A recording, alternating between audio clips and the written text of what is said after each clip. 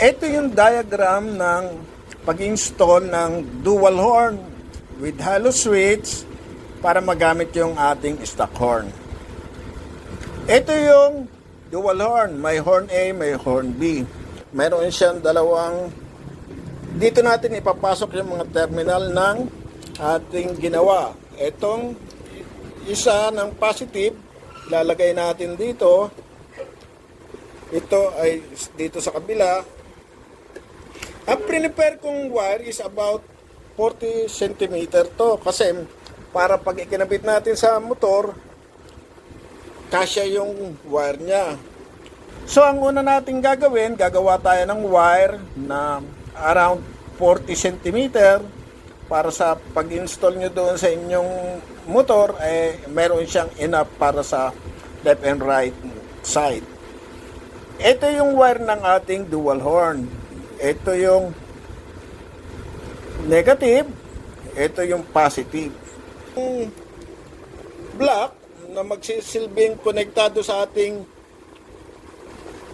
push button ng busina, ikakabit din natin ang isa dito sa tigisa rin silang dalawa. Ngayon, makikita nyo, ikinabit ko siya sa yung black, nakakabit sa number 87 ng relay.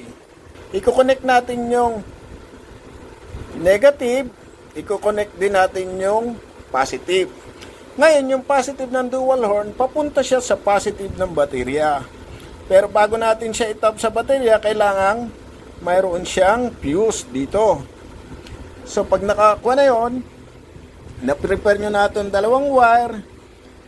Yung ating negative na wire ng dual horn, i-connect naman natin doon sa number 87 ng ating relay. Ito yung relay, mayroon siyang number 87. Doon natin i-connect. Bali siya yung magiging supply ng ating dual horn. Ngayon, yung relay naman, ang gagamitin natin ay yung may 4 pin. Yung 4 pin na yan, ito yung supply niya ng positive, ito yung supply niya ng negative, yung 85 at 86 ito.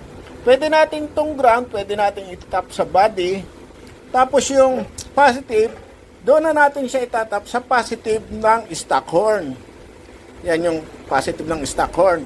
Ngayon, itong pula at saka itim, ito yung ground at saka positive sa 85 at saka 86. Ito naman number 30, iko-connecta natin dito sa hollow switch sa kanyang normally close. Yan, normally close siya. Tapos, yung number 30, ito yung number 30, iko-connect naman natin siya doon sa ating hollow switch. Yung hollow switch natin, yung NC na ating hollow switch. Ngayon, yung hollow switch natin, mayroon din siyang supply ng negative at saka positive. Yung supply ng negative, pwede nating itap doon sa pagsamahin natin yung negative ng relay at saka yung positive din ng relay. So, magkasama yung positive ng relay at saka itong positive ng hollow switch. Ating yung ground, tatanggalin natin at dito naman natin ikakabit sa common ng ating hollow switch. Imagine na lang natin na ito yung galing sa ating stock horn. Tinanggal natin at dinuktong natin dito sa hollow switch sa kanyang C sa common. Itong yun namang common ng ating hollow switch, itatap natin siya doon sa, kasi yung ating stock horn, tatanggalin natin yung negative supply. Kasi yung negative supply na to, ito yung trigger ng busina. Yung trigger ng busina, doon na natin ilalagay sa common. Doon na natin ikakabit sa common. Tapos, yung negative ng ating stock horn, doon naman natin ikakabit sa wire ng ating hollow switch. Doon sa gitna yung normally open. Ito yun. Kaya ito ay ground galing doon sa normally open ng ating hollow switch. Pero kung sakali, pwede nyo naman din magkapalit itong dalawa na to. Walang problema yan. Magkapalit yan.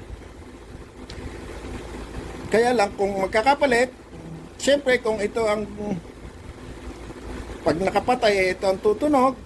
Pag in-off mo, ito tutunog. Ngayon, magkakapalit sila. Pag naka-on, saka ito tutunog. So anyway, wala naman masyadong problema yung mga katropa. Basta parehong ground yan. Ito yung kanyang trigger, negative trigger. Ito ay pwede lang nating install yung ganitong sitwasyon para sa mga negative trigger na motor. Kamukha ng Yamaha, yung Kawasaki. Pagdating sa Honda, iba naman yon mga katropa. Hindi natin maikakabit ito. Iba naman siya kasi ang Honda ay positive trigger yung kanyang horn. So yun lang mga katropa. Siguro naman naintindihan nyo. At ipagpatuloy nyo lang ang panonood para doon sa ating actual na busina na winaringan natin. Nakikita nyo may ilaw na yung ating hollow switch. Pwede rin siyang itap sa ating park light o di kaya sa accessory wire. Ngayon kung sa park light, pag switch natin ng park light, saka pa lang siya magkakailaw. Ngayon kung doon naman natin siya sa accessories, pag switch natin sa ignition, mayroon na siyang ilaw. Yan. Ito yung kanyang selector. Ngayon tetestingin na natin.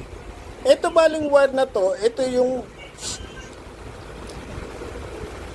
magiging push button ng ating busina.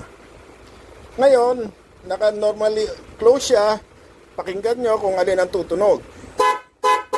Yan yung normally close. Pag pinindot natin to, yun namang normally open, yan yung ating stock. Yan yung stock na busina. Ito yung ating, kaya ito ang selector niya. Pipili ka lang din. Pwede nyo na, pag natapos yun, pwede nyo nang ikabit sa motor. Yun lang.